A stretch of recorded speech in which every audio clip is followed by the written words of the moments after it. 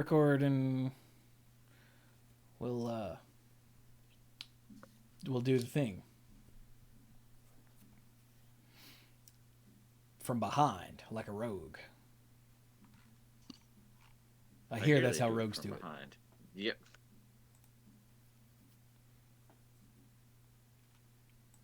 I saw a whole list of those with like D&D classes once.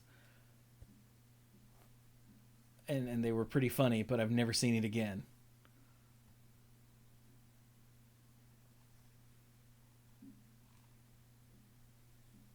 And none of them were internalized.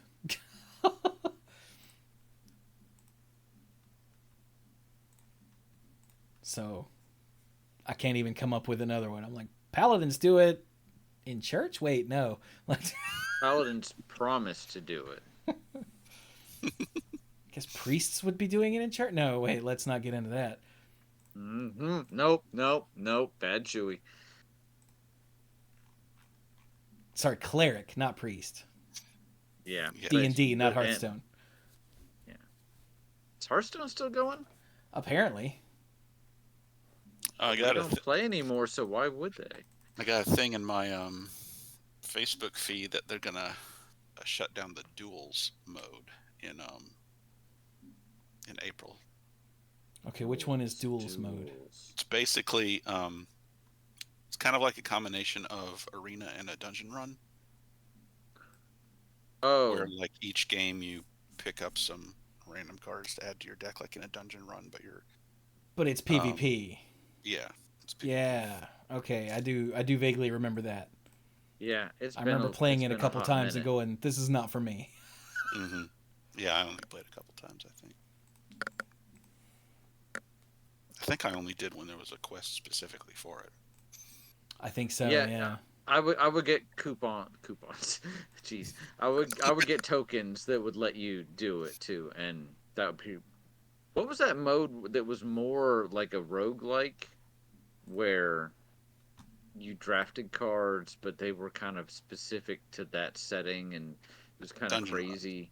Yes, those were Yeah. great. Is the Hearthstone auto battler thing still huge? Oh, that's the Yes, one I'm thinking of. that's still a Yeah, thing. Oh, Battlegrounds, yeah, that's still a thing. yeah. The auto battler. Thank you. That was my once they did that, I was like, that's all I did for a long time. Same with my brother. Having played so many actual auto battlers, I couldn't. It was too shallow and like too exploitable. Like it was all about making something completely broken that nobody had any chance of beating. And I was Yeah, like, that's not fun to me. there was some dumb luck based BS that did finally get me tired of it. Yeah.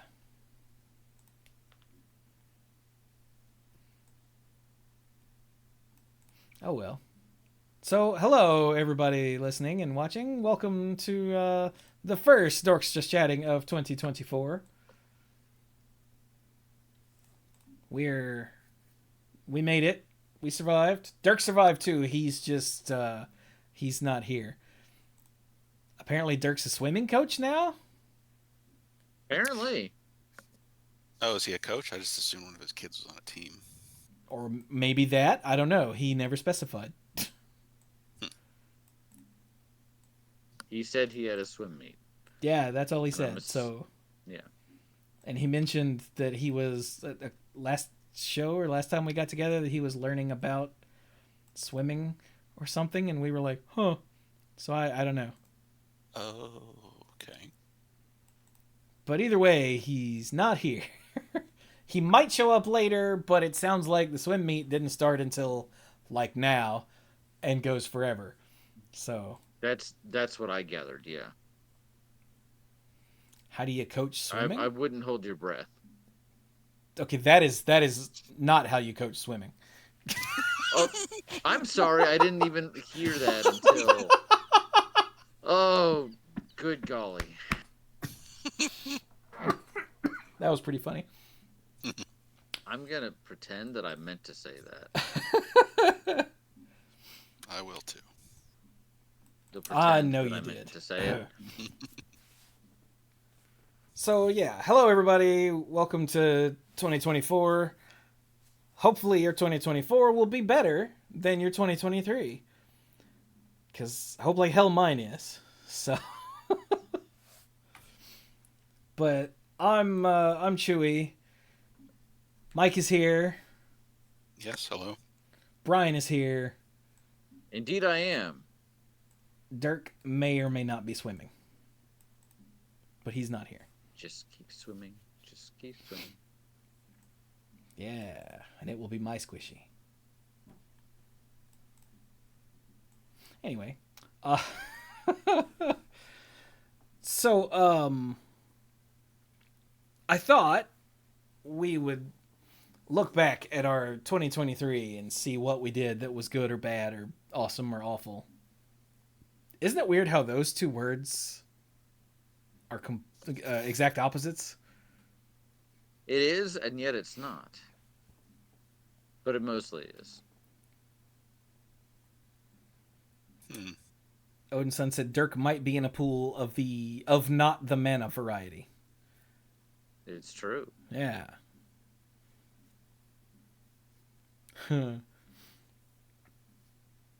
So it's like horrible and terrible are pretty close to the same thing, but horrific and terrific are not.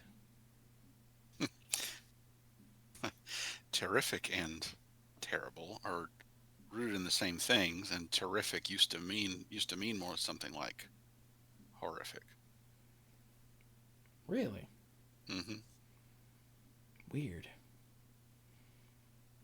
The English language, by the way, everybody, is stupid, and I hate it. Yeah, I read some. Let's see, I can't remember. I'm pretty sure it was attributed to some author, but I can't remember who it was. It was like, lots of languages borrow from other languages, but English follows other languages down dark alleyways and knocks them over and goes through their pockets for loose grammar. I have not heard that, but that's pretty awesome. And true.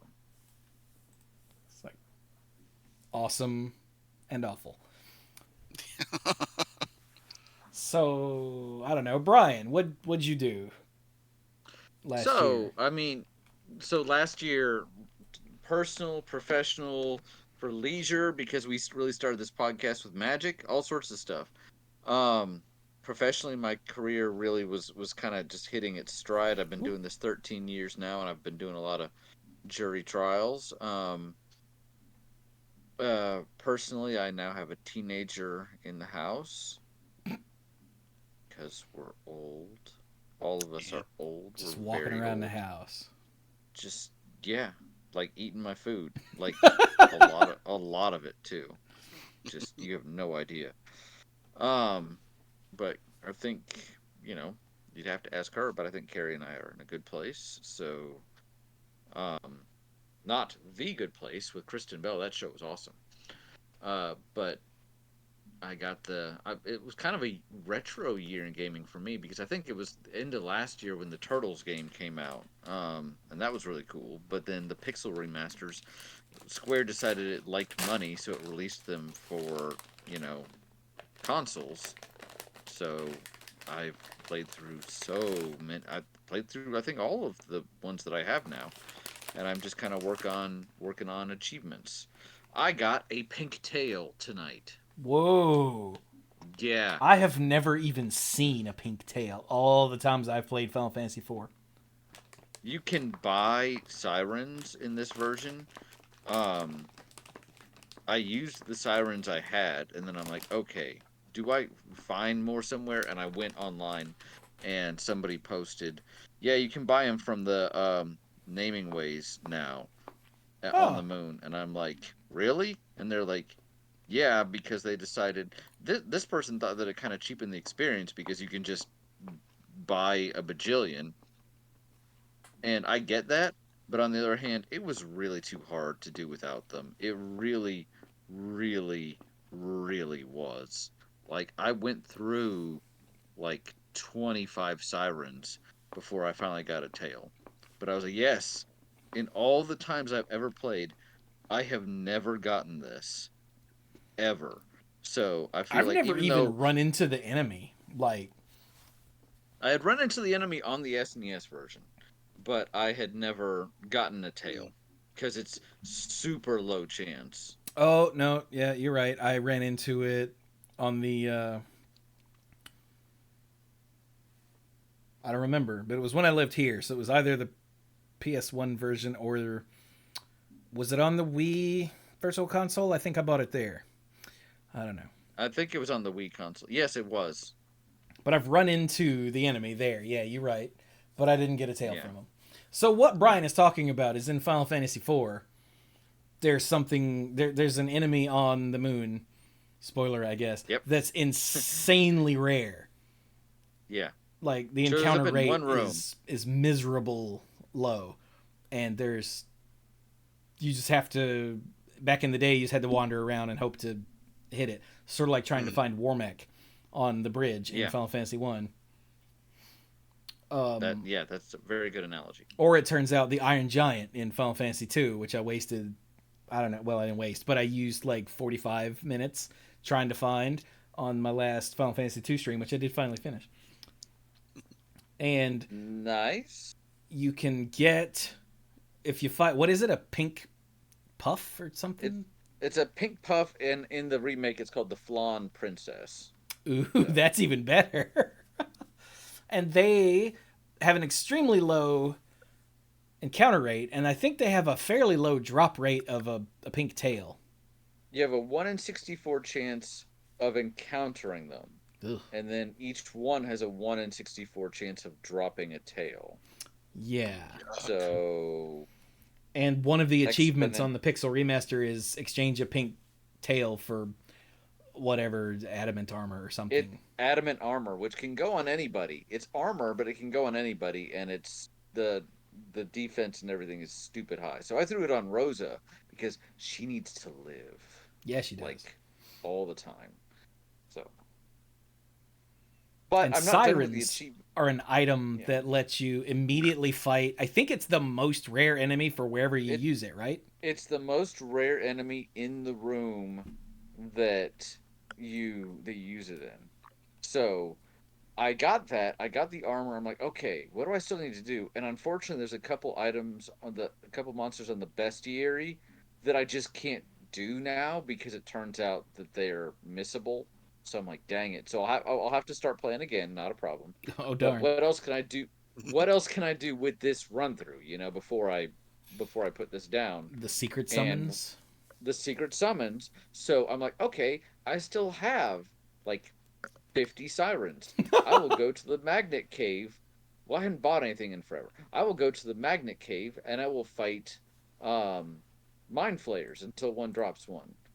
And I'm just fighting random enemies in there, and sometimes they show up, sometimes they don't. It's a higher rate than encounter rate than the pink puffs, but still, they're not everywhere. So I found a room, and I used a siren, and it showed up. It was a party of an ogre, a Kate Sith, and a mind flayer. So I just started using sirens, and I went through like 30 of them, and I was like, I have to go upstairs. It's time to start the show.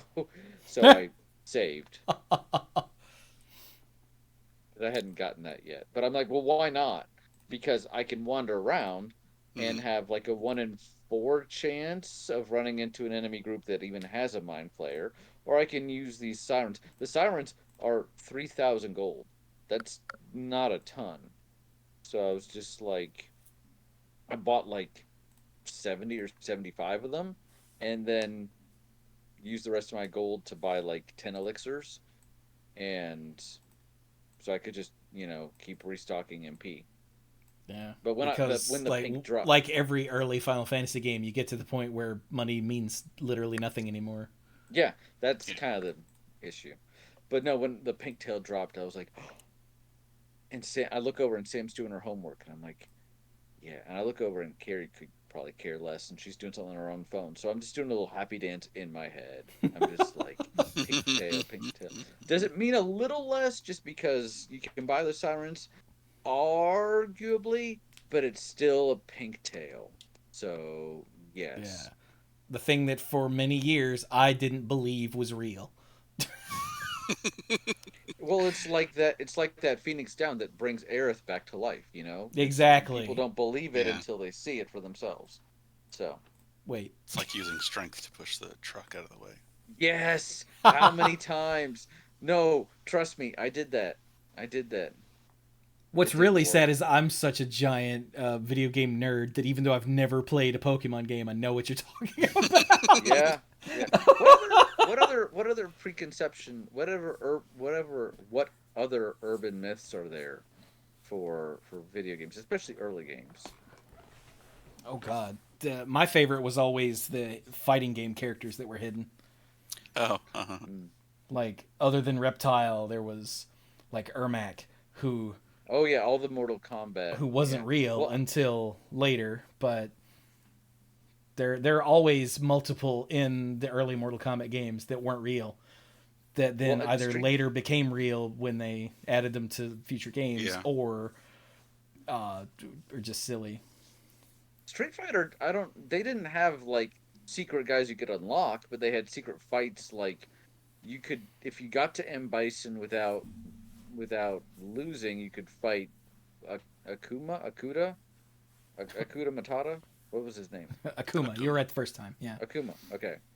Yeah. But yeah, So they had like, like hidden bosses. but that started years previously in an EGM April Fool's article about fighting Sheng Long, Uh-huh. who, like, I think it was either the first Street Fighter 2 or Street Fighter 2 Turbo. I can't remember which one, but there was this insanely like intricate way. If you got to the end, you would fight Sheng Long. I think it was the first one actually, because I remember that really terrible pixel art of Ryu that was from the Street Fighter 2. I never played Street Fighter. Sorry, the I first played Street Street Fighter Fighter. 2. Yeah, since Street Fighter technically existed, but I don't know that anybody that ever played it. Well, because it wasn't good.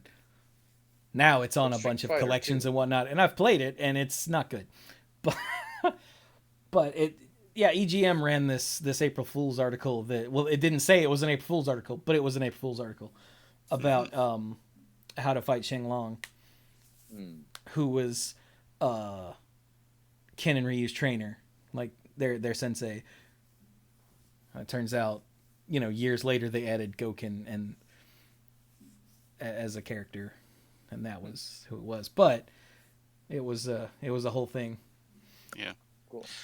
Oh, the Diablo secret cow level was not a thing in Diablo 1 and then was later made into a thing in 2 and 3. You gotta Yeah, love it when the developers are like, you know what? Enough people are saying this that we're just gonna make it a thing. In three, it wasn't a cow level. It was like the super happy, bright, shiny Oh, yeah, place, that's right? right. It was the ponies, yeah. Because before the game came out, so many people were like, "This isn't dark enough." Diablo's supposed to be super grim bad and all that. So they were like, "Okay, if you think we're really all like unicorn poop, here's an actual unicorn poop level." Wait, I So thought there was cow stuff you could find in 3. Is that not right? maybe there wasn't. I didn't find it, but I never. Did you ever play four, the one with Lilith? I've seen like some of the previews, but I don't own it. No, I haven't yet. I haven't tried it yet. Hmm. I just kind of, Okay. yeah. I Okay. can't remember why I stopped. I can't remember why I fell off of 3. And then probably because you played it for 1,000 years. Yeah, probably I because I think played it I for think 1,000 you years. played it longer than anyone else in the world. They're like, Mike, you can retire. You are the Diablo 3 sage. Um, but anyway, so I kind of got off on a thing there, but enjoying some retro games this year. Still, at some point, I'll get back into playing Spider-Man. I know everybody loves it. I've beaten the Kingpin like two or three times and just then gotten distracted. So I'm sure I'll reboot it at some point. I hear there's new ones now, like Miles. But uh, And in other gaming, this was the year that Lorcana came out, which was kind of a trash fire when it came out. Not that the game was a trash fire, but the distribution was horrible. But luckily, they've kind of gotten their butts where they need to be. I'm not sure why I'm using butts this way, but Oh it seems to yeah. be a lot more accessible. Carrie got me a very, very nice deck box. It holds up to 4 decks that she found on Etsy, and she was watching me carefully. And I was like, "No, Mm-hmm. this is absolutely the coolest thing." And it's wood, and I got to put it together myself, and it was like, I'll show you guys next time you come over. It's beautiful. So, and she bought me a playmat, and that is when you know you're in a good place with your life partner, when they know you so well that for Christmas they give you a gorgeous playmat. So you do know So you really do need to like take a picture of that and put it in the Discord. I will do that. It's The downstairs, the so I'll do playmat that and tomorrow. the deck box. Oh, I will. I will. But He so didn't even send a this, picture to us, chat. Like this is the first we're hearing about yeah. it. Well, this is the first we're talking since Christmas, other than quick texts of like, Merry Christmas, Happy New Year, Happy Birthday, because my birthday was in there. So yeah. Overall, it's kind of interesting. I don't know if it was my best year ever, but personally, I think a lot of things are going well for me. I'm happy professionally. I'm happy personally. I'm watching the world burn down around me, Right? but but I remain cautiously optimistic for the future. I am very concerned for the state of specifically our country in this year that we're starting now. But one foot in front of the other, I suppose. So yeah. Yeah. Missing no is another one. Yes. Missing no is Like, was real. there it's That's true. real, but Yeah. like, is there a point to it? Like, I kept thinking, oh man, this must be super rare, and like, do I need to catch every different version or what? And it's not really good, is it? I was never a very elite player. No, it's got a couple of glitched stats and attacks, but it's not like the best Pokemon. Um, it's really it's a placeholder for some like it it leads to a place in the game's data where there's just that it uses for like temporary data that it Hmm. loads during battles. So that's kind of why it's a little unpredictable and different because it might not have the same garbage data loaded into it every time you come up against it, Weird. and and that's why it can be used for a for real exploit to catch Mew. Um, Hmm. but you have to give your character a specific name. Um, and no, this is real. You have to give your character a specific name and then watch the old man's demonstration in the first area because it takes like your character data and puts it in the like throwaway um it puts it in like temporary holding place while it puts the old man in your place during the demonstration. Uh, and then you kind of gotta go around your elbow to get to your ass to get over there without doing something that will Load load different something data else there. into Yeah. that slot. This sounds like what speedrunners will do for like Dragon Quest, where 3 minutes in they're fighting the Dragon Lord because they press up, wait for 2 seconds, then they're accessing data, right? So Yeah. it's not about like even playing the game; it's playing the code, is what it Yeah, sounds like. That yeah, is exactly what it is. Yeah. for arbitrary code execution exploits. Yeah, there's a really impressive live speed run of Dragon Warrior that I saw someone do for a charity event where it wasn't an arbitrary code execution. It was using just um, button presses during a battle to roll the random number generator forward to the value that he wanted, That- and to Wow. to move around in certain patterns in town and watch what the randomly moving NPCs were doing to see where the RNG code was at, so he knew where it was in the sequence I want before to he went know. out and started fighting monsters. See, this reminds me of like Sam was telling me a while ago. Like, who was the first person that decided to catch a fish and like throw it onto a fire? I'm like, that's always been a question. Who's the first guy that is looking at this and is like the townspeople and like just kind of putting all this together in their head.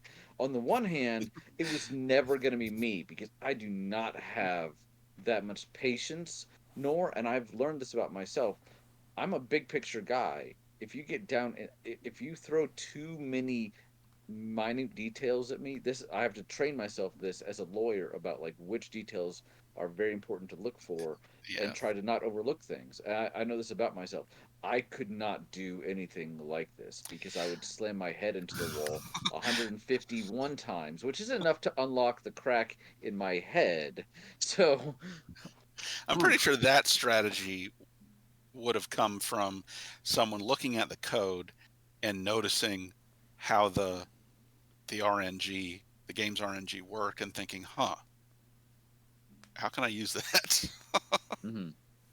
Yeah, Sure. because there are lots And, of programs of one that will show you like the code and the inner workings and whatnot while you're playing. Hmm. There's a YouTube channel. I don't know the name of the channel, but off the top of my head, but they have a series called, I think it's Behind the Code, where they explain in old, 4 and 8-bit games how certain things are done and registered. And look, if you make a tweak here, this happens. I'm like, I ah. watched a couple of those. I watched one recently about it was fixing it was like fixing some weird problem in Contra or Mario or something. Maybe both. I think I watched a video for both. Contra Mario. Yeah, no, yeah. It was. I know I watched at least one video about Contra, one video about Mario, and videos about something else. But yeah, it was really fascinating for him to go in and say, "Okay, but what about this? I think this is a mistake. Let's change it and see what happens." Yeah, I watched one where he like fixed the crappy wall jump in Strider on the NES. Oh, I'm pretty sure that was the same guy. So mhm. Yeah. My cousin Joe has gotten more into well, first, for a long time, she was doing like arbitrary code execution speed runs of Ocarina of Time, but now she's gotten more into skips and exploits, and she always has like something running where it's showing like the exact X, Y, and Z position of Link to kind of give a reference for some of the you know cutting through walls and around things and stuff like that. yeah, I didn't know you had a cousin that was a speedrunner. Yeah. That's cool. Go speedrunner, go. Hmm. I personally like despise speedrunning, but that's just a personal like I don't have anything against it. I just it's not interesting to me. Like, look, if I dick with the code, I can skip to the final boss. I'm like, congratulations, you just didn't play the video game. See, I'm Well, with no, you, I think those are but more interesting because it just like cracks open the game and shows something weird about it. I'm kind of Yeah. between you guys where I agree with Chewy, and it's one thing where I don't think I would ever watch it. I've seen a little bit of it, and I'm like, I can tell what you're doing, but I do think I appreciate it. I don't. It doesn't bother me. I just look at it as they're playing a different game than me. Oh yeah, straight up. It's not even the same game. Yeah, they're not It playing the is video game against the video game. They're like you said earlier, they're playing against the code, right, which is and an entirely different game. it is, and I appreciate that, but I'm with Chewy in that that is not a game I would ever want to play. Yeah. Nor do I. And while I think I appreciate that people do it, I don't sit and I don't usually be like I want to watch this happen because I saw a little bit of it like with Dragon Quest and Super Mario Brothers, and I'm like, okay, I get it, I'm not saying I can do it. I have the basic understanding of how this works, Hmm. but it does not hold my interest beyond the that's pretty incredible, but I don't care to watch it step by step. Yeah. Just tell me when you got it done. I saw earlier this week, I think, that some kid reached the kill screen on Tetris. Did you guys see this? Yeah, I think I yeah, I I saw that saw it, but yesterday. I didn't read any of it. I didn't even know there was a kill screen for Tetris. I I think don't think most anybody people. did. I think that the game is like 30 years old. I don't think anybody did. Like to the point that like it was beyond what a human should be able to do. Because I read this article and it mentioned that AI was able to reach this kill screen before, but no human ever had. And now this 13-year-old Hmm. is has done it, and he did it I think on a stream or something, and everybody saw it and it looked legit, and he dedicated it, he said, to his father who had just passed away a little while ago because I guess his dad really loved Tetris. So Nice. Yeah. Yeah, I like finding out about kill screens too, especially when I get an explanation of why it's happening.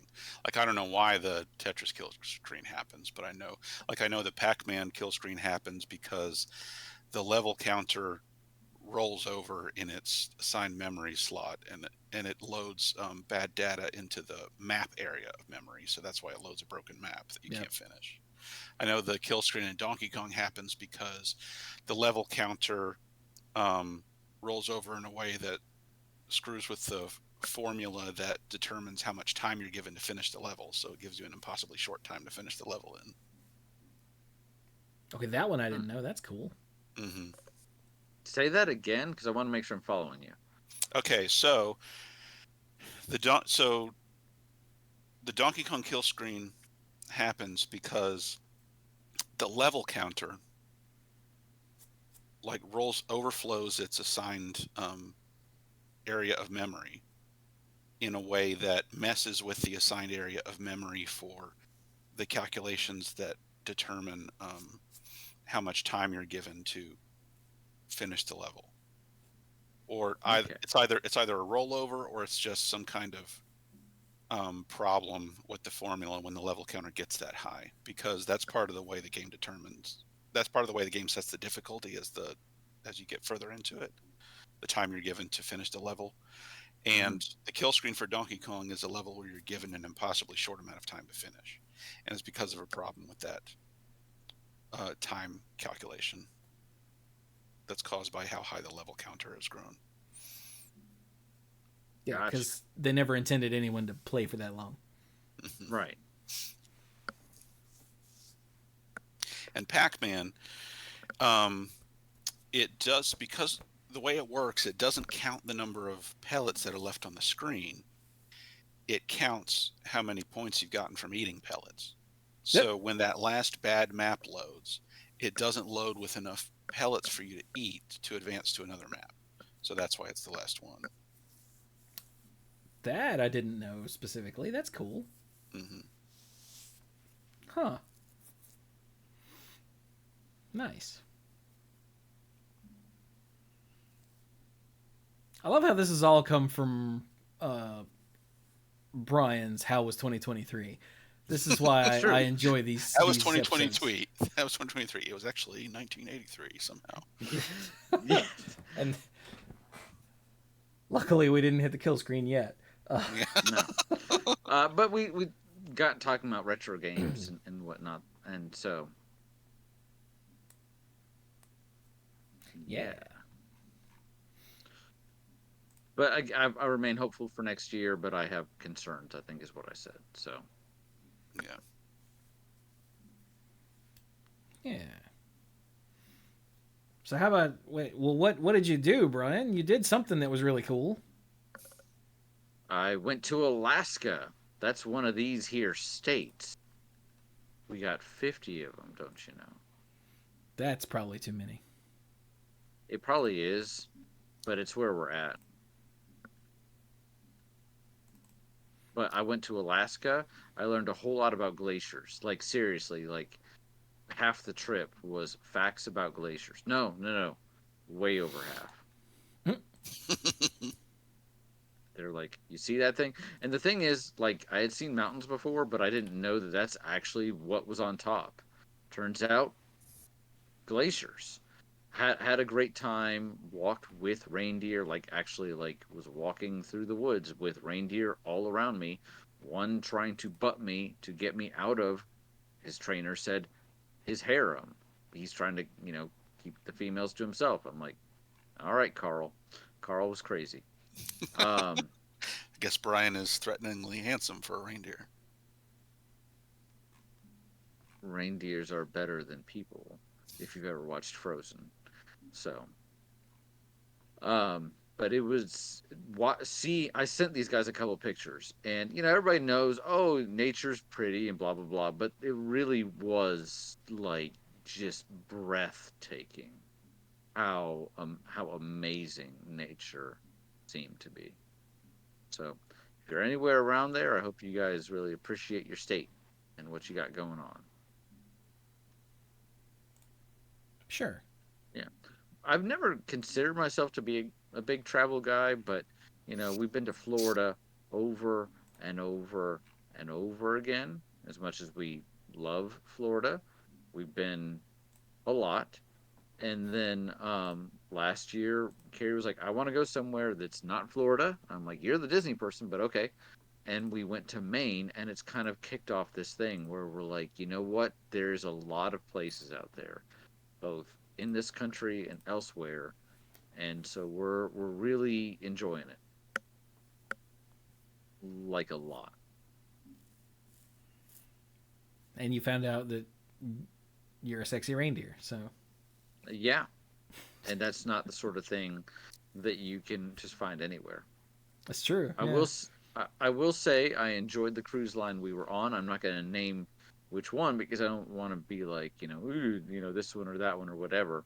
But it did feel like we were the youngest, some other than the kids, like the average age of people on board was way older than us. Like Carrie and I felt like we were friending at the younger age, if that makes sense. So it was a cruise line where most of the people were older than us. And a lot of the activities were like trivia, but from like our Like parents the or their 30s. parents. Yeah. Exactly. Or to like maybe the 70s if you're lucky. So, and pretty much everything was here's another bar. And I'm like, I get it, but they're like, but do you though? Because here's another Because bar. here's another bar. So on our plan, you got 15 alcoholic drinks a day for free. You could get more than that. You just have to pay for them. Good lord. Yeah, I want to know who. That's a No, Like maybe I lot. don't. each or total for the two of you? No, no, no, each. Jesus Christ. What? Yeah, alcoholic Bunch of drinks. old people being sloshed on the boat. Well, yeah, yeah. No wonder Clues and Gen like cruises so much. I mean, I guess if you're literally walking around all day with a drink in your hand, that'll work. But man, that's too much. Yeah, I mean, if you think about it, you're awake, what, probably 16 hours of that? So that's just one an hour.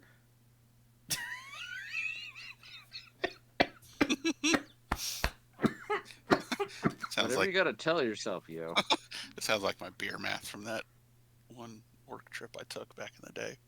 Now, I will say that that also included like coffees and whatnot. So, which I know, yes, they're not alcoholic, but basically specialty drinks like that. Mm, And because I always said if law school couldn't get me to drink coffee, nothing would. But I was like, let me try coffee this trip. I tried lattes and cappuccinos and frappes and like every drink you could think of.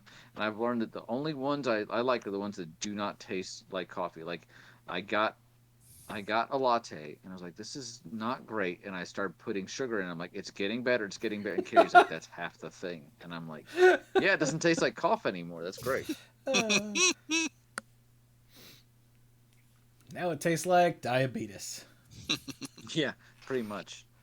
It tastes like that Panera lemonade that'll kill you. Oh, Oh, I heard about that. Yeah, that's sad.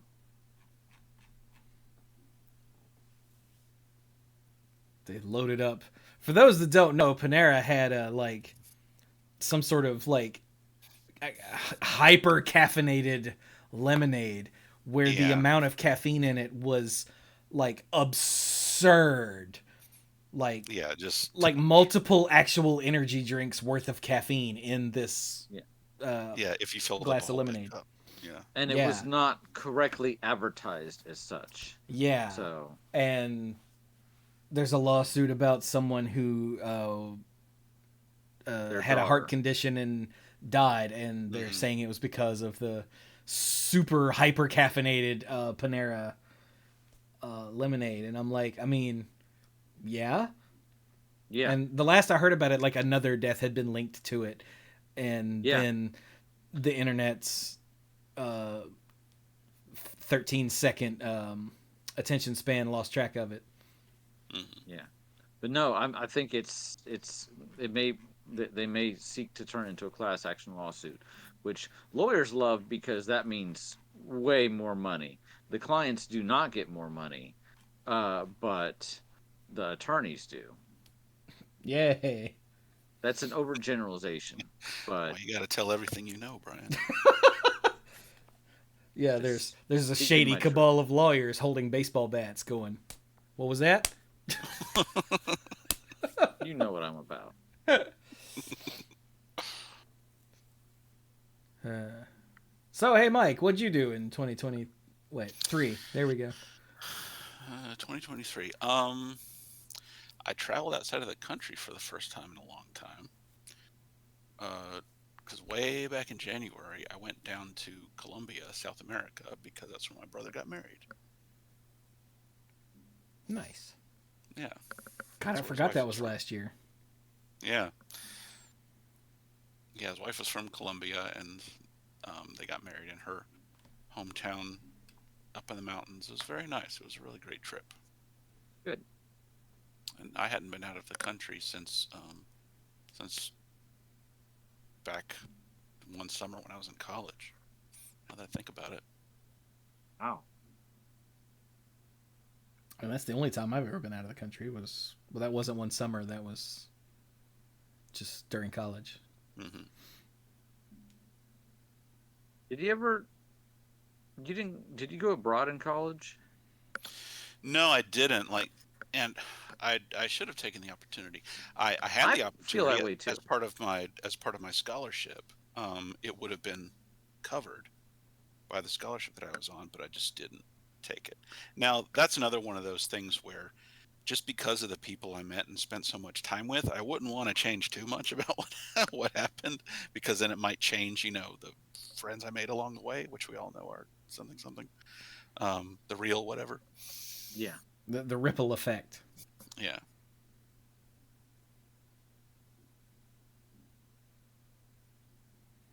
Yeah, I'm with you. I went to I, Munich and Vienna with Dorls class, whatever that was called.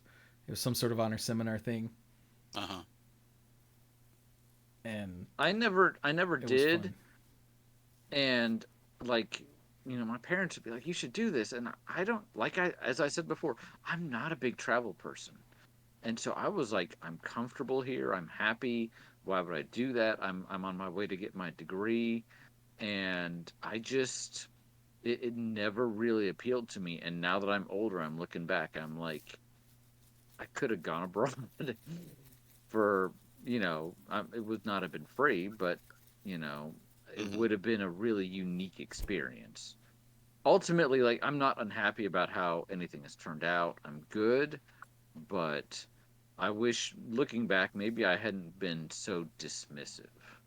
you know I don't think I ever seriously considered it. Eh, Again, not unhappy, just maybe should have been a little more like, not a bad idea, Brian, instead of just the straight up no, no, Palpatine. No. Weirdly, most of my if I could go back and change something involves food. Like there were Indian joints right there, right off campus, and I never ate at them ever. Mm-hmm. What the hell?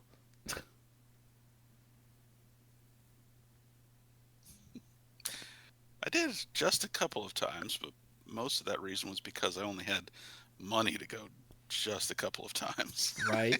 And no more than that.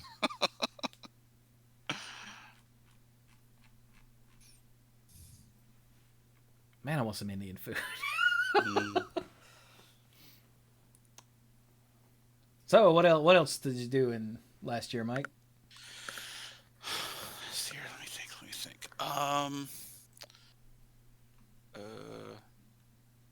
Went on another cruise. Oh, I guess I technically been out of the country in 2022, but when we went on the first cruise, but I was only technically in another country for like literally a day, so I don't know if that counts. I mean, I'm pretty sure that counts, but you know. Okay, yeah, but we were in Colombia for like a week, so that counts for more. Arbitrary rules say yes. Yeah. Gosh, what else? Oh, right. We bought a house and moved into it. I was just about to say, look big. around, Mike. Yeah, I mean, I'm sitting right in it. It's like, gosh, what happened? Did we? It's that he's gotten used to the echo by now. Oh my God. Mike with his big old house. Yeah. After we get it straightened out a little bit more, that kind of stalled. A little while after we moved in, but now that we're out of the holidays, we have a bit more time and we have been doing more arranging and straightening up, and we'll start inviting people over soon. But yeah, it's nice. Yeah, after living in that little 1-bedroom apartment for 13 years, that for some reason I just never moved out of. Yeah, we got a little house not too far away from where we were before, still in Greensboro, right next to the airport, but not in any flight paths, so we really don't hear that's good. much of any noise from the airport, except for like some small planes and helicopters that don't use the big plane flight paths. But yeah, I think you said you know where it is, because when I mentioned it, you're like, oh, F those people, because they order food from Kernersville. Possibly. Mm-hmm. Like yeah, at least one set of those people, maybe two. Yeah. Like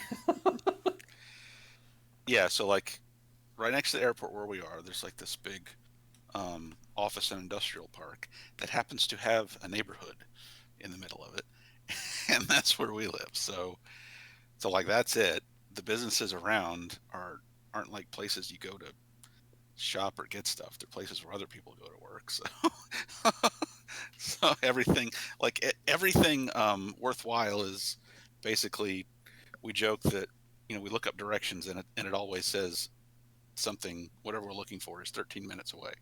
That's just where we are. It's just always 13 minutes away from wherever we're going from to. wherever you are. Mm-hmm. in which direction, it doesn't matter. No. It's 13 minutes. Going down 68, 13 minutes. Taking the interstate, 13 minutes. Going off to Market Street, 13. My house is in such a place from Greensboro that there's like 5 ways to get there, and Yeah. none of them are any shorter than any other one. No. Like they're really like, not. No. Yeah, we're like, well, maybe this way's faster, and we'll try that. And we're like, that saved us a minute, but we hit every green light. So I know how you feel.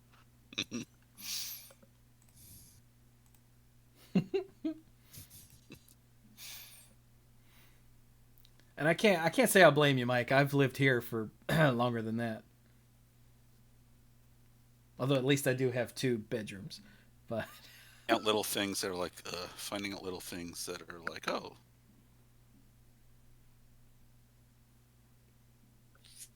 fixed a couple small things here and there already, so that feels good. Um, caught a couple mice. Haven't seen any more since then, so that feels good.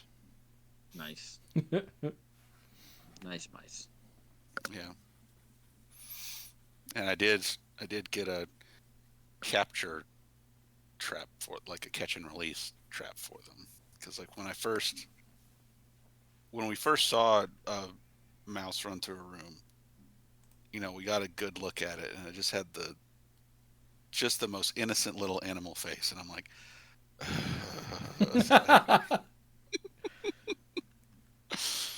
Aw, Mike's an old softy. yeah.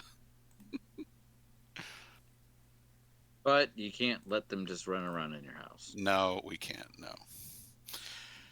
We Not think with that that attitude.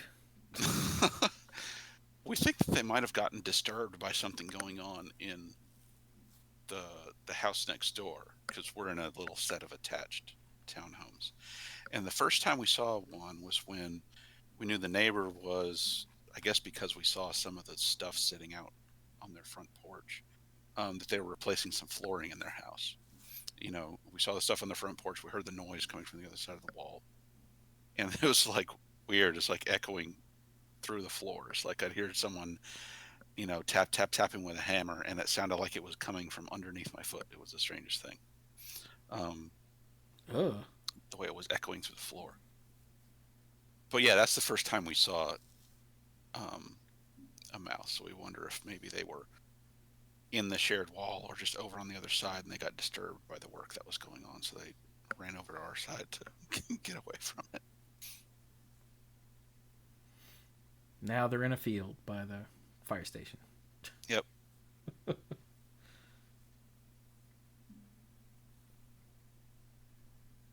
Adorable.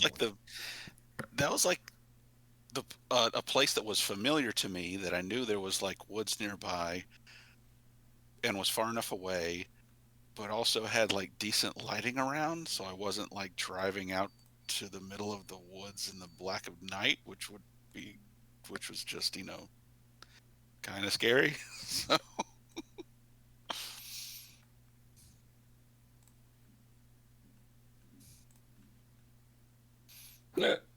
Sorry. I told that to my dad, and he's like, "Oh, you're gonna let them be the fire station's problem now?" And I'm like, it's like they're gonna chew on all the hoses, and it'll be like setting off the sprinkler systems when the fire trucks show up.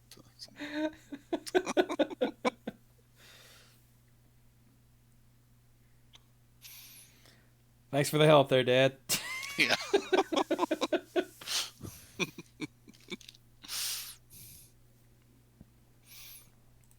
He had a few other quips that I can't remember right now. He thought it was pretty funny. He was obviously having a good time messing with me about it. Well, that's the important part. Yes.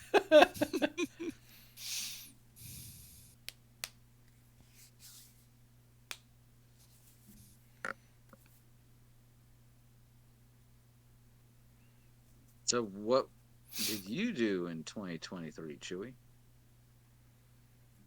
I mean, not much, which is a problem in and of itself. But I did meet Renee.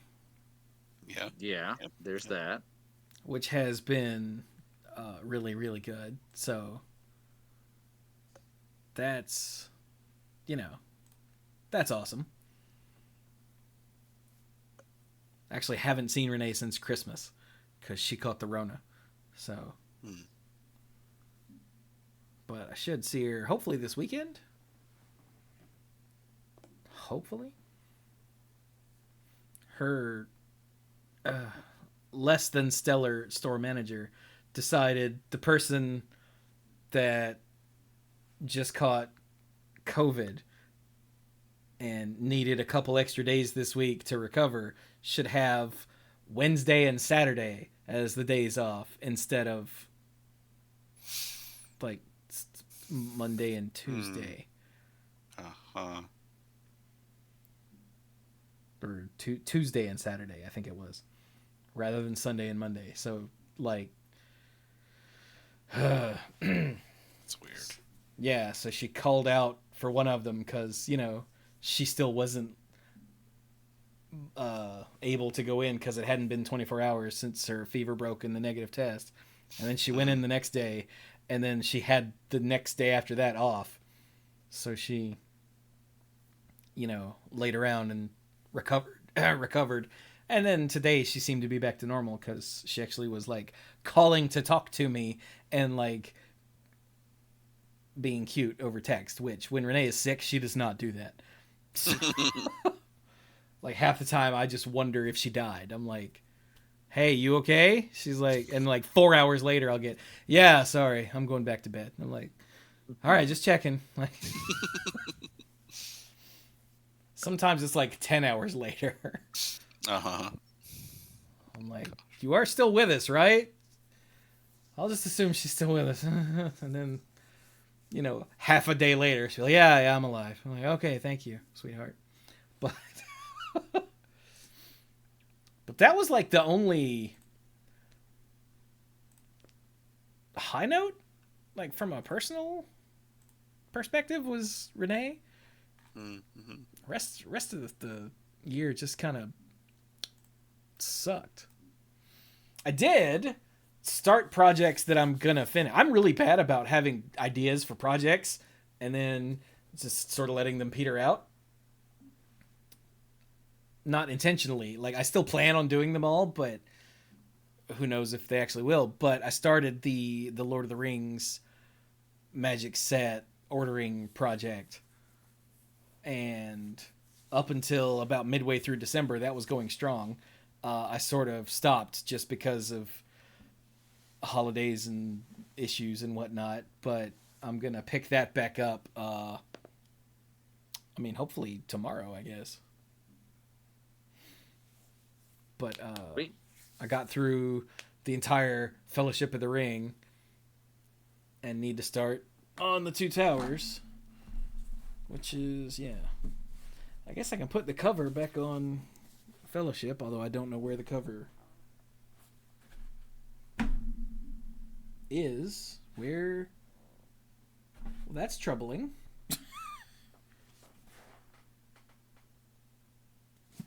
Here, cover.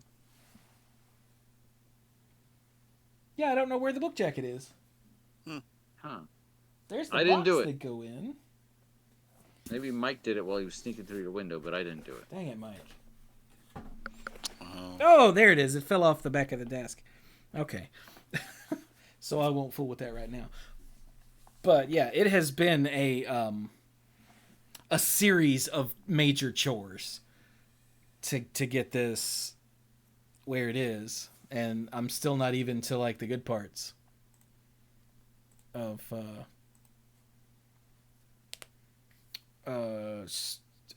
writing the script and then actually making the video. But I got to get through the ordering part first. And so yeah, that's going strong. I also started up cataloging all of the various games that I have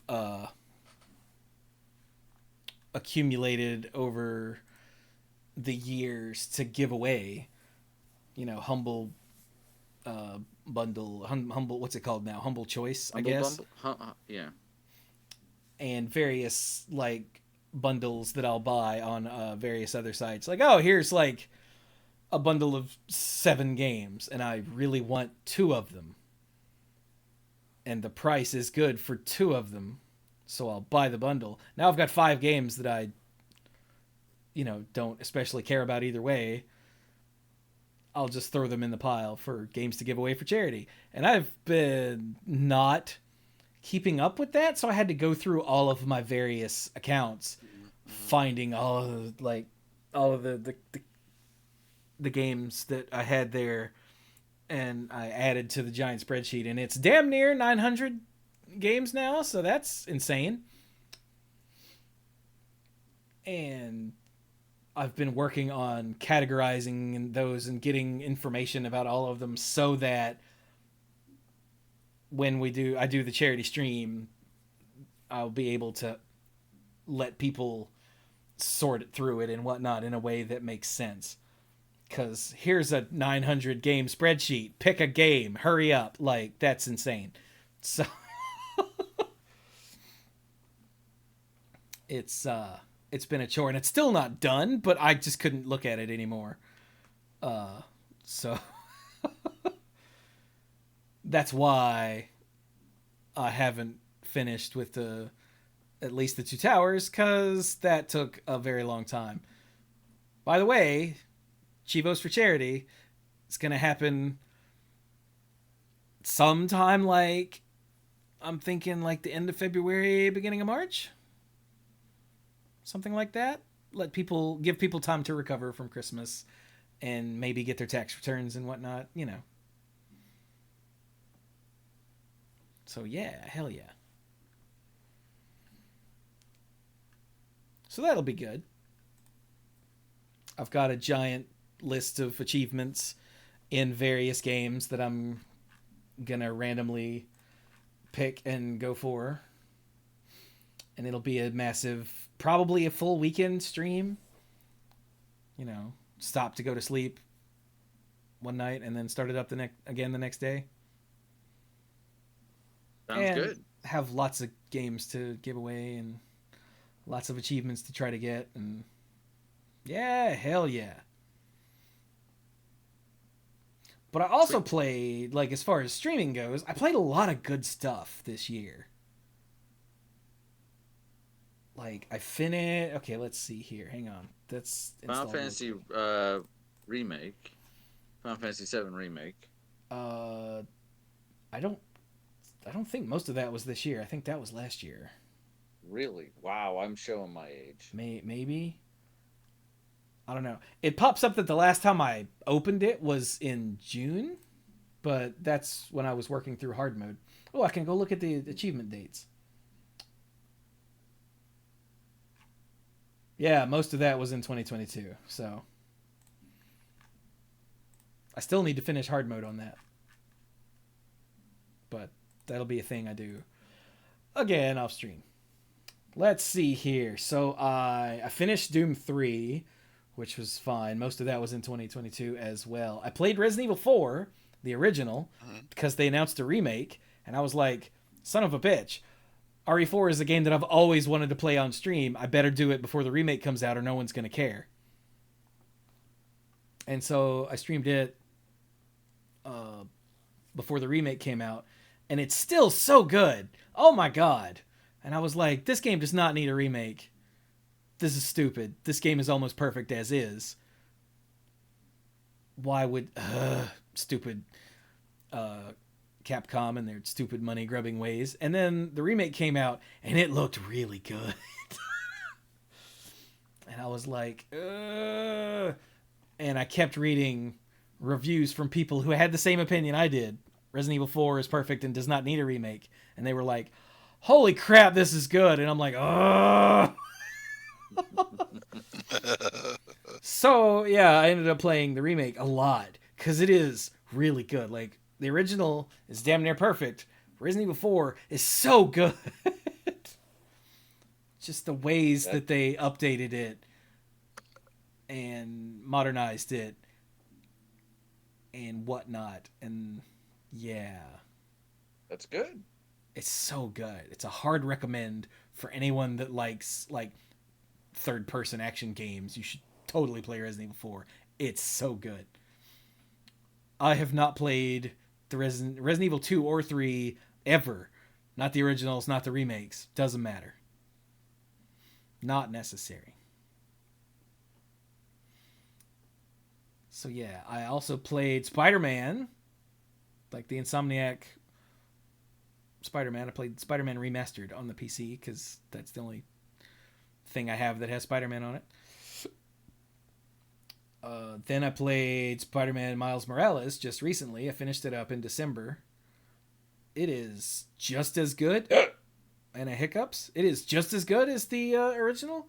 It's a much smaller game, so there's a lot less bloat, a lot less collectibles and side missions and whatnot, that while I really enjoyed them in Spider-Man, because that's just who I am. Like, there was a lot less filler, let's call it, in Miles Morales, but it wasn't just the same game again, but smaller. It had like not necessarily the same amount of story, but the same intensity of story, like following along Miles as he figured out who he was as Spider-Man was really good.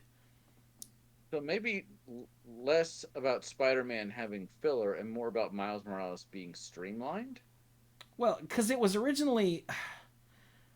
It's a weird thing. It wasn't exactly a sequel, but it wasn't exactly an expansion. It was like a weird middle ground thing on the PlayStation. So I don't. It's weird to try to categorize. So I think maybe it was too expensive for how big it is, honestly. But it was still, well worth, because I picked it up on sale, as I pick up most things. But like Miles controls like just differently enough to where it's not same old, but similarly enough to where you already have a rough idea of what you're doing. Like, instead of having so many different gadgets, he had so many different Venom powers with a couple of gadgets. So it was different enough to not get old, if that makes sense. Because I played these not quite back to back, but pretty close to back to back, as far as my game playing goes. Like, I finished Spider-Man in May, and I started Miles in I want to say October? November, according to the achievements. So, yeah. I also played Doom 2016, which was just phenomenal. I love that game. And I'm very excited. Once I finish with the Separate Ways DLC for Resident Evil 4, which I played the first 2 chapters of last night, and it's so good as well. But yeah, when I finish that, I'm going to play Doom Eternal and finally be done with that series. It was just the 2 entries, right? Like the Doom remake, Doom 2016, and then Doom Eternal. Yeah, as far as the new ones go, yeah. It wasn't a trilogy. I've heard rumors that there might be another one coming, maybe? I don't know if those are unfounded or not. So who knows? But what else did I play new? Oh, Alan Wake, which is a very, 2011 game? Something like that? It's very of its time. So the gameplay got kind of clunky. The combat after, I think, like the second chapter, I think you've seen all of it there is to see. It just keeps throwing more at you. But you don't play a game like Alan Wake for the gameplay. You play a game like Alan Wake for the bizarro, Lovecraftian brain horror that it throws at you. And it's very weird. It's very weird. And I loved it. I loved every minute of the story. The bits that made sense, the bits that didn't make sense, the DLC, which cleared up a bunch. It was all brilliant. I loved it. The gameplay got old, though. Not going to lie. But, again, you push through that to get to the good stuff. Or at least I do. I played the Final Fantasy Pixel Remasters. I played 1 and 2 because I was only playing them on Friday, and things kept happening on Fridays. So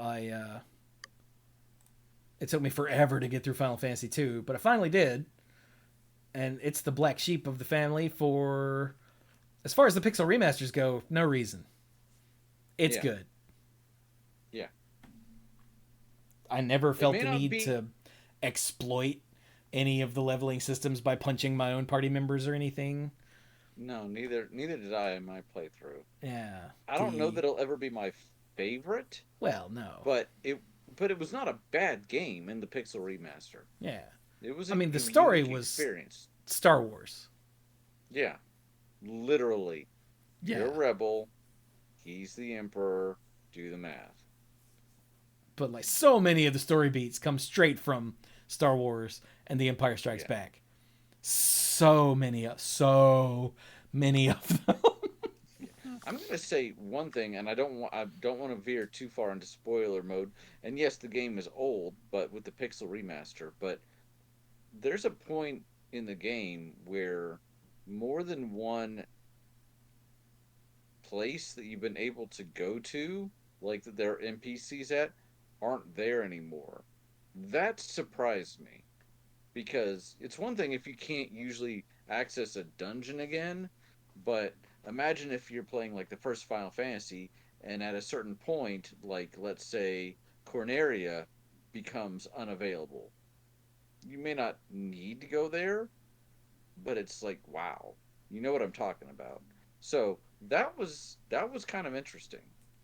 Yeah, Final Fantasy VI, it turns out, was not the first one that irrevocably changed the overworld at some point in the story, Yeah, which I it did didn't so. actually know. So when I went to go somewhere and it wasn't there anymore, I was like, "What?" Yeah, that was my reaction too.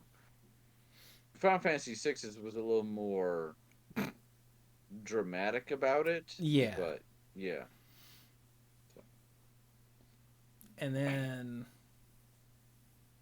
but yeah, I didn't have any problem with Final Fantasy II at all. Magic, because of the way that Magic levels, Magic was kind of pointless unless I you had seriously spend time intentionally grinding to level your Magic. I had one Uh, person literally just casting spells the entire game, and still getting new spells. Most of my new spells were not leveled up at all because you had to start over. So yeah. no, Like when I got yeah. Ultima, I had learned that this was a problem, so I started like grinding Ultima I got and Ultima up to 10 or 11, maybe 12. But like Flare, I didn't use, which is probably a problem because it's awesome in most games, but I wouldn't know. So, yeah. yeah. Did you level Flare? Yeah, with Ultima and Flare were the two that I was working on. I got Ultima, I think, to 10 and Flare to, I don't know, 9 or 10. And then I realized I'm doing more damage just by punching people, so I'm going to stop that. I didn't diversify weapons a whole lot. Like Furion had swords, and then I'm like, do I want to give him something else? I'm like, but he's at like 9 with swords, so no. Yeah. So, eh. But it's interesting. Yeah, I mean, every Final Fantasy game tries something new, and the new thing they tried there was weird, and they never went back to it. So, you know. Yeah. But I can appreciate from an aesthetic standpoint. Sometimes it's a little weird to think of like if you try to make it pseudo realistic. Oh, I have this group of people, and now they fought enough frogs. Now they have more hit points, and one of them learned a spell from fighting frogs. And here, Final Fantasy 2, it's like, oh, I've been using these swords. I'm getting better at these swords. I've been casting this spell a lot. I'm better at this spell.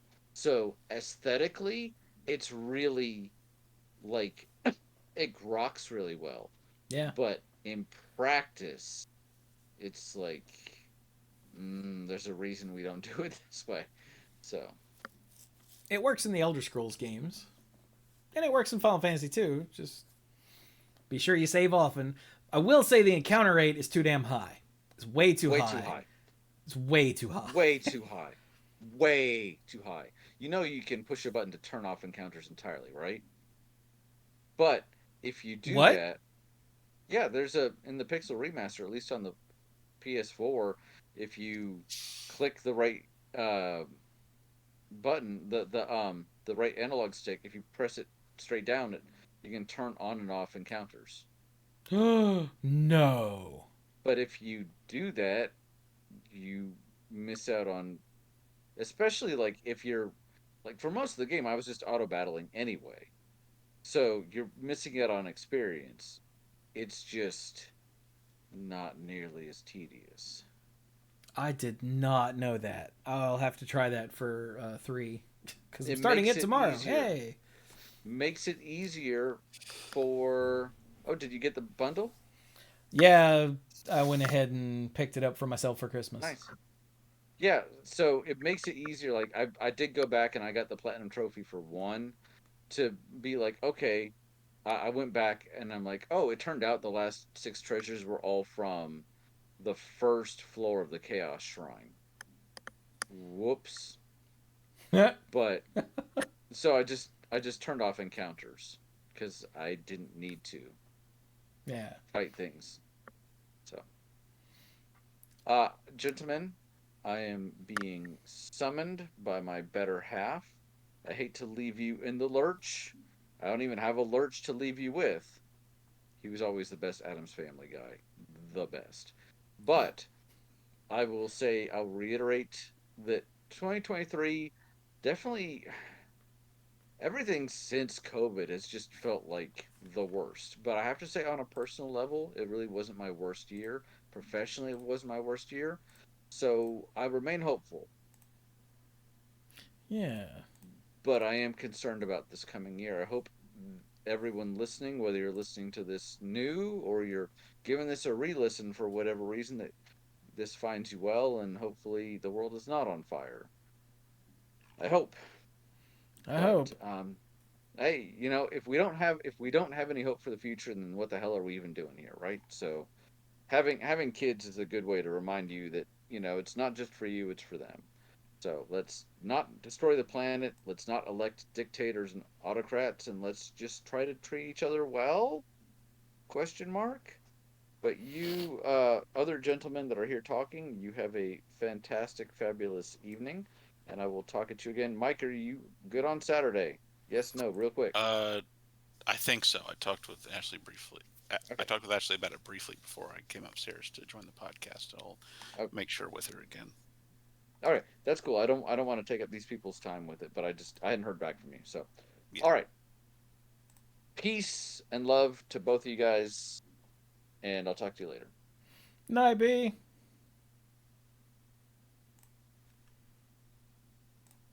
Well, now we lost Brian.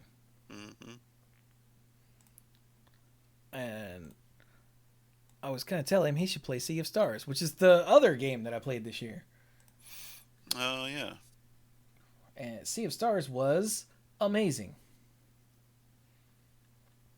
Mike, Yes. it's a game that made me cry on stream like 5 times, I want to say. Oh wow.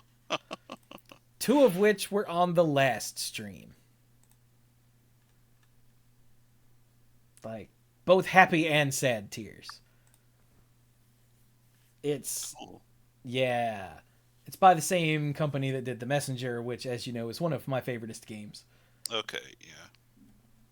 And there's a lot of, like, crossover stuff, sort of, kind of, where you're like, wait, wasn't that from. Yes, yes, it was. Uh, but my main problem with it was that it was too easy. Uh huh. Like, I didn't. You can get a bunch of, like, they're called relics, things that you can turn on that make the game easier. But why. Like, if you're at all into turn based RPGs, I don't know why you would. Because it was already pretty easy. Hmm. But, like, again, I don't play a game like a turn based RPG for the gameplay necessarily. Right. Although the gameplay was really good because it never turned into, like, with the Final Fantasy Pixel remasters, a bunch of the time you're just pressing X or whatever button, square, I guess, on a PlayStation, to Hmm. turn on auto battle and walk around. Oh, there's a fight. Hit auto battle. Wait a minute. Okay, fight's over. Keep walking. Sea of Stars doesn't do that. It's very Chrono Triggery, Hmm. where, like, enemies are on the overworld and you fight them there, like Chrono Trigger.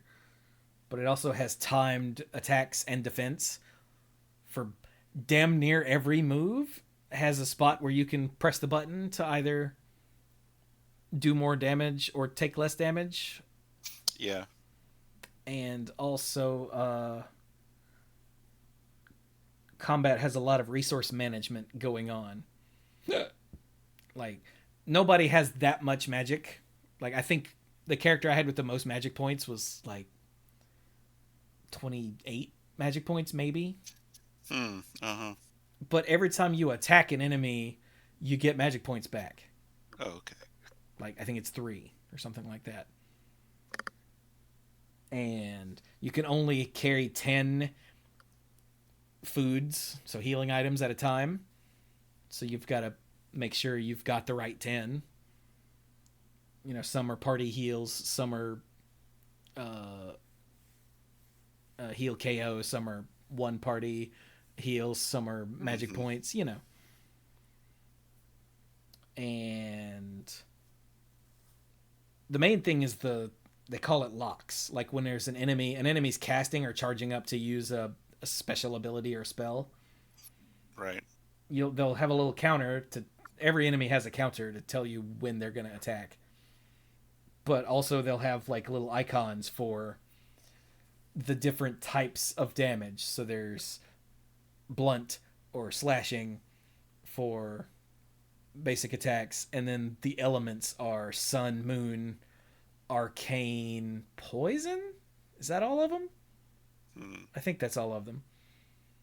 And so like your sun warrior, whatever, solar blade dancers, all of his special moves do sun damage, and all of your lunar monks do moon damage. Okay.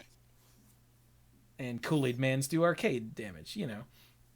Oh yeah. And but also if you just hit an enemy with a regular ass attack, a little orb will pop out that anybody can absorb and add an element to their attack, which will do more damage.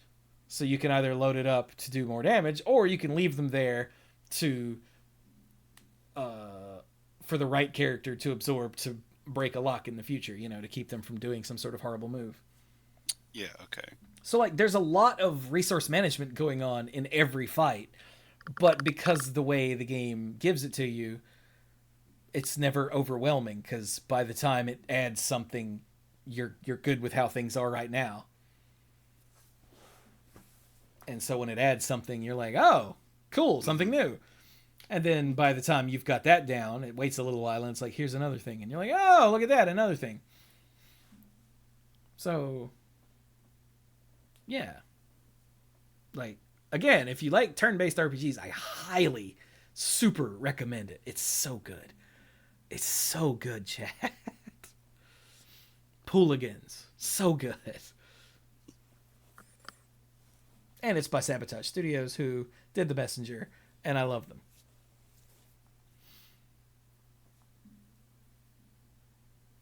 So yeah, that's what I did as far as gaming goes, which also means as far as streaming goes. I am going to make a concentrated effort in 2024 to play games for fun, you know, like I used to. I know, it's crazy. Yeah. This isn't the first time that this has come up. Yeah. But like, I realized looking at my like games I want to stream category that I made on Steam, I'll never be able to stream all of these games. Ever. Like, there's not this much time left in my life. So like, some of these I'm going to have to just play. Probably like the puzzle games, I'm probably not going to stream those, because if you get stuck on a puzzle while you're streaming, it gets way more frustrating than if you just get stuck on a puzzle while you're playing a game. Mm-hmm. So like there's a bunch of first-person puzzle games that I've been wanting to play for years. You know, like the Talos Principle and Of course, now I can't think of them because I'm trying to, but Superliminal and The Witness and another one that I just picked up, Manifold Garden. And like there's more. I know there's more. But I don't know how well those really match with my streaming style. So I'm just going to play those. Hey, imagine that. And focus on stuff like I've been for the last few weeks I've been working on Arkham City, getting all the achievements in that because I love that game and I had damn near all the achievements on the 360, and I'm determined I'm gonna get them all on the PC. Comma, damn it.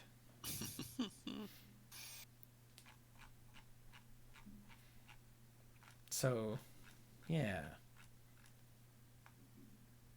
I started playing Mario Golf Super Rush. Is that what it's called? Yeah, on the Switch that I bought, I don't know, ever ago and just never played. And that's dumb. So Yeah. now I'm playing it. And you know what? It's pretty good. I played the Awesome. holy hell out of Toadstool Tour on the GameCube with the old man because he wanted to play it every time I would come visit, and he'd want to do like 2 or 3 rounds every time I go visit until I hated the damn game. But that was many years ago now, so I don't hate the game anymore. But I really wanted to try out the new one and see how they've changed things, and the actual mechanics of how you golf in that game are way more fun. I feel like if you were good with hitting the button at the right time, you could pinpoint where your shot was going to go damn near every time in Toadstool Tour. Like if you were good with all of the button presses and adding top spin or backspin or whatnot, you could put the ball anywhere you wanted to. And that's not like as much fun to me as golf, like hitting the ball and trying to get it close to where you want it. And the mechanics in this new game are much more that, which I appreciate. Plus, it's really weird to hit the ball and immediately take off running and bowling over your fellow golfers. The hell out the way! That's a weird addition that I don't fully appreciate yet, but I haven't gotten to like the speed golf or battle golf or whatever other modes are called yet. I'm doing the story mode, so I'm playing as me, which is weird.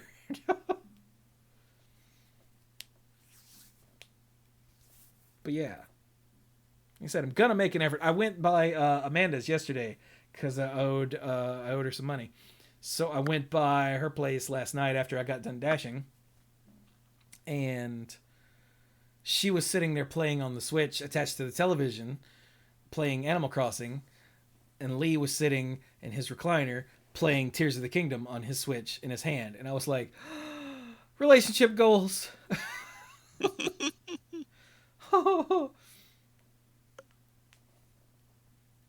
Which, I mean, Renee and I could totally do now because she brings her Switch over a good chunk of the time when she comes over. But, that's what they were doing for the night, was playing games. And I was like, that's awesome. What's that called? Parallel play, I think. I love it.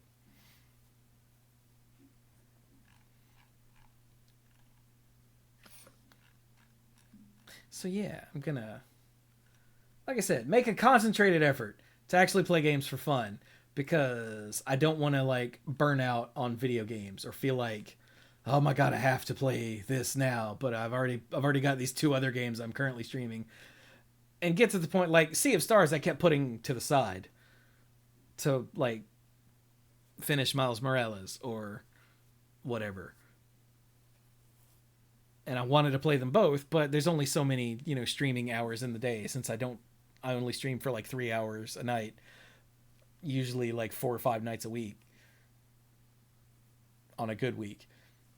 So it's just not enough time to play all this stuff. Like after I get done with Final Fantasy 3, I think I'm gonna take Final Fantasy Fridays and shoot them in the face and just play the Super Nintendo era ones as normal streaming games. Because they're too long to only play for like 3 hours a week and expect to ever get through. Know what I'm saying? Yeah. And yeah. I'm gonna finish the God, you speedrun stretch. So you weren't here earlier when I said I don't like speedrunners. So or speedrunning. I feel like I should clarify. I appreciate the people who do like what I call or what I consider like honest speedrunning, where they do what you're supposed to do in the game, they just do it faster. Like that's really cool. But the kind of stuff like your cousin does with the glitches and exploits and arbitrary code executions or whatever you called it, like none of that interests me in the slightest. Like the mechanics of how that works are interesting, but not interesting enough for me to care. Does that make sense? Yes, it does. I'm much more interested in like the design of the game as a game. Yeah, and code execution exploits are not the game in terms of like actual game design. Those SMB speedruns are insane. Oh, dude, Mike's brother sent me a YouTube video of someone had compiled a bunch, like all of the sub 5 minute, I think, Mario Brothers speedruns into one video with all of the little Marios running like individually, but all on the same screen. That was amazing to watch.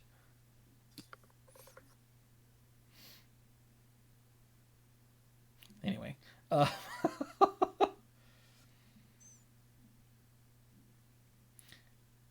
it was interesting to see them start getting separated by frame rule effects as the levels progressed. They were just enough behind that they started getting caught out by those. Yeah, it was an amazing bit of technical nonsense. Yeah. For those who don't know, so when you get to the end of a Mario, when you get to the end of a level in the original Super Mario game, it doesn't actually advance to the next level until the frame count is a multiple of, and advances past another multiple of 30, I think. So like in real time, two people can finish the level, at different. Two people can hit the flag at different times, but because of how that frame rule works, for both of them, the game will advance to the next level at the same time. Or if you're just a little off, you'll get caught out and have to wait another set of frames for the game to advance and get behind.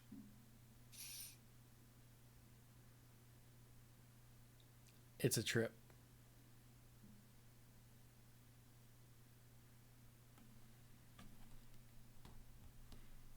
But yeah, like for instance, one of the things that I want to play at some point are the Yakuza games. Mm-hmm. Because like over the years I've heard nothing but praise for all of the regular like numbered Yakuza games. But those are massive. Yeah, I understand there's a lot of content in them. Because they're like huge. It's weird. They're like beat 'em up RPGs. They're a bizarre genre mashup thing. But there's also a billion side things to do in every single game. and like you could easily drop 100 or more hours into each one, and I'm like, I'm never gonna stream these, but I really want to play them. Hey, guess what? I should. That's amazing. And like The Witcher 3, I want to play. I'm never gonna stream that. Are you kidding? I could spend hundreds of hours in that just dicking around. And like Metroidvanias, as much as I love them, there's too many. And again, getting lost on stream is so much work. Like I had negative feelings about Super Metroid the last time I played it because I played it on stream, and I got frustrated because there's one point in the game.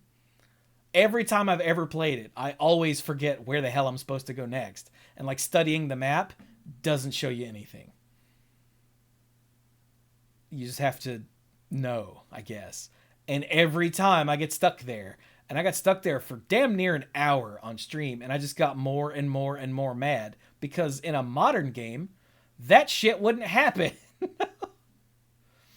Like something would be indicated somewhere.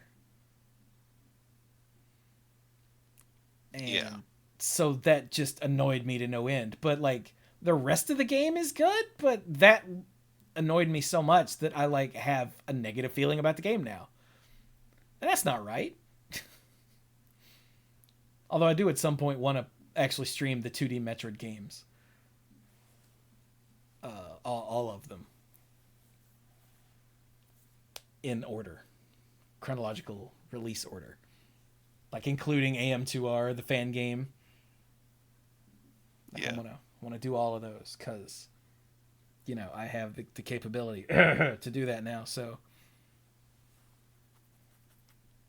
gonna do that at some point. After I knock out some of this other stuff. Yeah. But anyway. Gonna do the Chivos for Charity stream in the, later in the year. Hopefully raise a good amount of money. I don't know. It's been so long since I did a charity stream. I don't even know if I'll have an audience for it. But I'm sure I will just because I'll be giving away a metric ass load of video games. So that will draw people in if nothing else. Yeah. I need to pick your brain about that, Mike. I think you have the sort of mindset for that sort of thing. Okay, yeah, sure. To bounce ideas off of and get feedback, which is always the problem. I'm like, hey, what do you think of this? People are like, yeah. I'm like, is that all? They're like, yeah. I'm like, thanks for nothing. Whereas you will be like,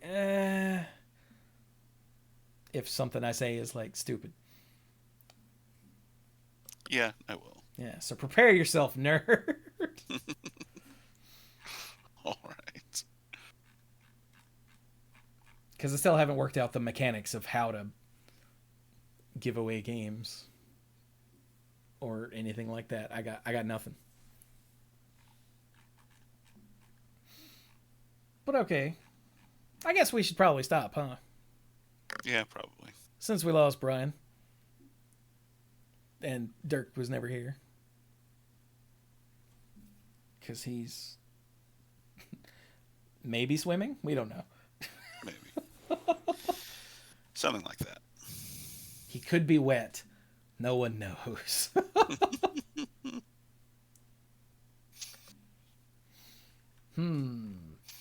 I don't do New Year's resolutions because they're stupid and pointless. But like I said, I'm going to try to play games for fun on purpose off stream because I want to. And I'm going to finish the Lord of the Rings videos. It's going to be at least 3. Hey, and then Mike resubbed for 45 months. Good Lord.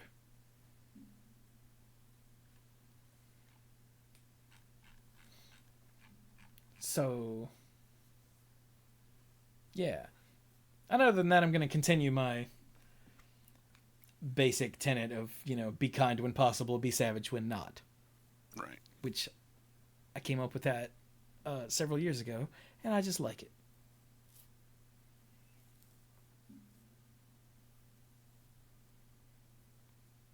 Yeah. Yeah, that's cool. Call out trash people. There is a person so on Facebook there's a Kernersville like information group that a lot of people are in. It's sort of like Nextdoor, but not quite that toxic. Uh-huh. And there's a person who apparently works at Walmart as like the cart person. Yeah. And they post every day, could you people please start putting your carts where they belong? What is wrong with you? And so like almost every day, and it's become a meme within the group. And it just amazes me how people will make up excuses for why they can't put their goddamn cart in the goddamn stall, using their kids as an excuse,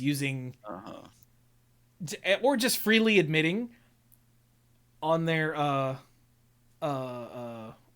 Facebook thing under their own name to just being a terrible person. And I'm like, huh. That's sad. Because I really do believe that what you do with your grocery cart is a surefire way to measure your worth as a person. Yeah, I agree with that whole thing. And also how you treat servers at restaurants. Like, with those two data points, I can determine whether or not I like you. There are a couple more, but those these days, sadly, are political. Do you believe in vaccines? When did that become a political statement, Mike? It's not the worst timeline, but it's one of the dumbest that we live in. It's kind of stupid. I got my COVID booster and my flu shot at the same time just a couple weeks ago. And I would say if that triggers you, good, but nobody that bothers would still be listening to us at this point. So, ha ha ha ha.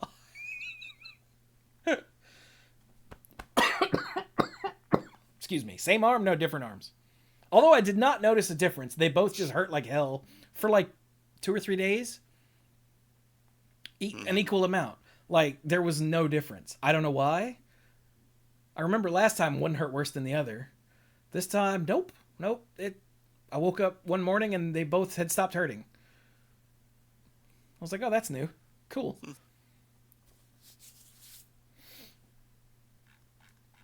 But anyway. Right then. Well, hey, if we're going to stop, I should do the Patreon thing. I should click on the right. What is this? That is not what I'm... What? Sorry, let me try that again. Let's do the Patreon thing. So, of course, as always, you can go to patreon.com/themanapool if you want to help support me. So let me thank our mythic lifeguards. Al, Kim Ho, Scuzzo, John Parker, Jake Jansen's Beardy Man. That guy. Team Ellis, how are you? Jason Kaus, Casey, Jason Doan. Because these ALK Alters. Okay, ALK Alters, not going to sneeze. And Andrew Odie. Oh my god. Whew. Thank you all so very much for your continued support. And to everybody who, whether you be a lifeguard on Patreon or not, thank you so much for coming to hang out with us. Whether you're listening to us live, if you come hang out when I stream, I appreciate that. If you're downloading the show to listen to the audio version, if you're watching the YouTube version at work or whatever, I appreciate you. Thank you so much. And let us know what you did in 2023. Even if the answer is just survived. Like, that is cause for celebration. I really do believe that most of us are dealing or not dealing, have seriously undealt with trauma from the last, I'm gonna say 3 years, but it's probably, or four Yeah. years, but it's probably closer to 8 at this point. But I actually started thinking a couple days ago, I think I'm gonna cut my hair finally, because Oh yeah. I I'm really bad at having long hair. And also, it occurred to me I'm just carrying around this like representation of my trauma on my head. And I feel like that's probably not good to have a constant reminder of how bad the last 4 years have been. Hmm. You know, maybe. Maybe. I don't know. I'm gonna run the idea by Renee and see what she thinks. What was that? Random Wow. KO just popped in and threw 5 gift subs out of nowhere. It's amazing. Dude, thank you. He did that a week or 2 ago. I have no concept of the passage of time. Who got him? Whoop! I scrolled. Here we go. CMDRX. Let me try that again. CMDR Dex got one. Brian got one. Esser Gaming TTV got one. Phoenix 2113 got one, and Lanky got one. Awesome. Great. Lanky's gonna be able to tell me I'm bad at this game when he shows up in the stream.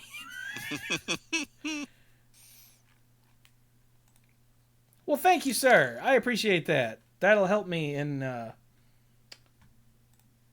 just under 2 weeks when Twitch decides to pay me. Ow. This has been a weird year already, y'all. It's the 4th. Also, I'm sorry that the RPG episode took so long to get up. I wasn't gonna do it, like on Christmas. I was like, I'm not fooling with this, Christmas Eve or Christmas Day. And then I just sort of forgot that I had an episode to put up. Uh-huh. Okay. I was like, oh crap, I gotta get this posted today or else it's gonna be in the wrong year. So yeah, that was my bad. I had a bunch of stuff going on at the end of the year that took away my attention, so sorry about that. Yeah. But okay, anything you want to throw out there at the end, Mike?